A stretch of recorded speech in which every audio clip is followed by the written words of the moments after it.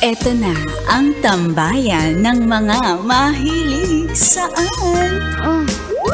MILF, MILF, My Intimate Love and Fantasies.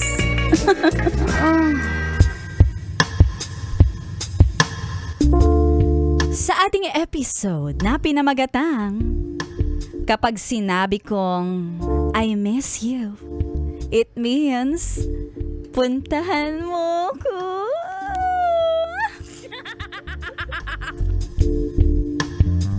May kwento ako.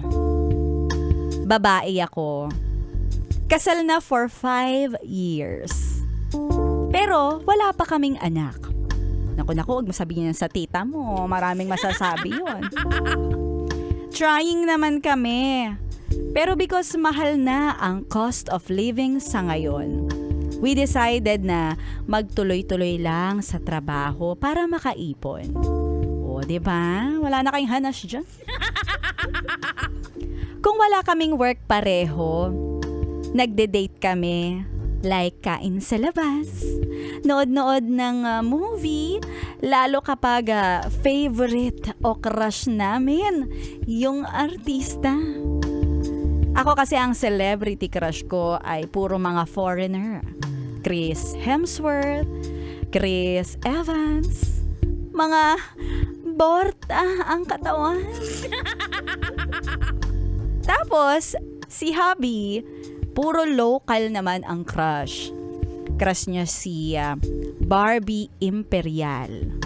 Yan ang matatawag niyang ultimate crush niya. At hindi niya tinatago sa akin na super crush niya si Barbie. Sana nga daw ay pagbabae ang anak namin, kamukha ni Barbie! Paano? Naka-follow siya sa Facebook ni Barbie, updated siya basta tungkol kay Barbie. All about Barbie too? Hindi naman ako nagseselos. Okay lang magka-crush siya doon. Kung i-compare kami, para naman kasi akong yaya ni Barbie Imperial. Hoy, grabe ka naman sa'yo, te.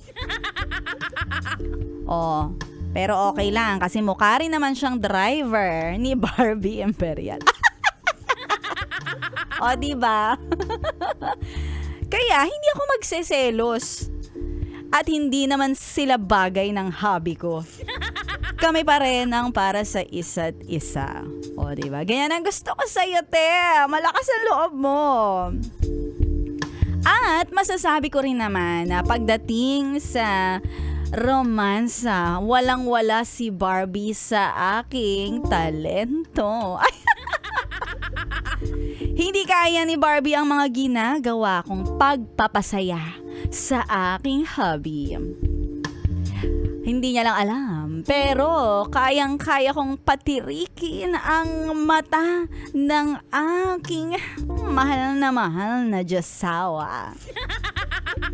Pero pansin ko, kapag ang mister ko ay tuwang-tuwa at ligayang-ligaya, ay siya'y napapapikit.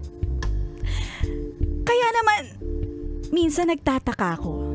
Ang inaalala ko lang ay kapag kami ay nagjujurot-jurot. Ako pa ba ang iniisip niya? O pinagpapantasyahan niyang crush na si Barbie? Barbie, kung nakikinig ka man, ikaw to.